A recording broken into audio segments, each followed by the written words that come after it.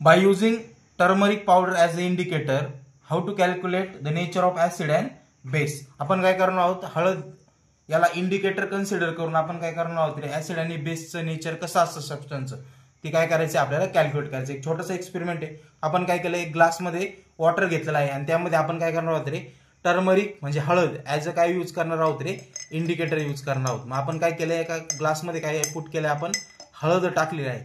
आता आपल्या काय लक्षात येतं रे बाळांनो, की हळद हे जर इंडिकेटर आपण वापरले तर त्यावेळेस काय झालेलं आहे, आता येलोइश कलर आलेला आहे आपल्याला.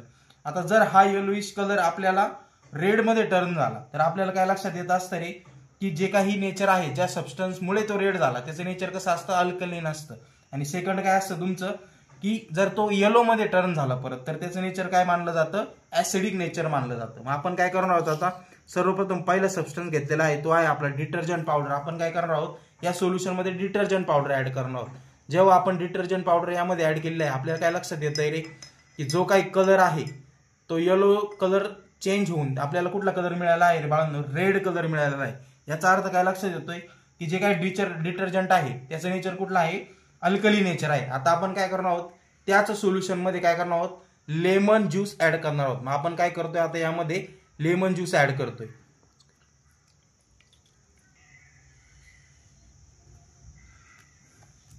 बघितल्यावर आपल्याला लक्षात येतं आपण यामध्ये काय करतोय रे बाळांनो, आता लेमन ज्यूस ऍड करतोय. आणि लेमन ज्यूस ऍड केल्यानंतर आपल्याला काय दिसतंय, याचा कलर परत काय झालेला आहे, रेडिश कलर जो होता तो टर्न्स इनटू काय होतोय रे, येलो कलर होतोय.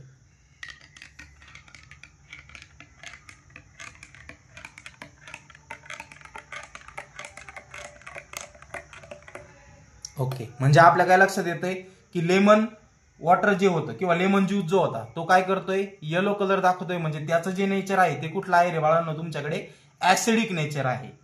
तर by using turmeric as a indicator, detergent आपल्याला अल्कली नेचर शो करतोय, तर लेमन ज्यूस काय करतोय रे बाळांनो, ऍसिडिक नेचर शो करतोय. थँक्यू.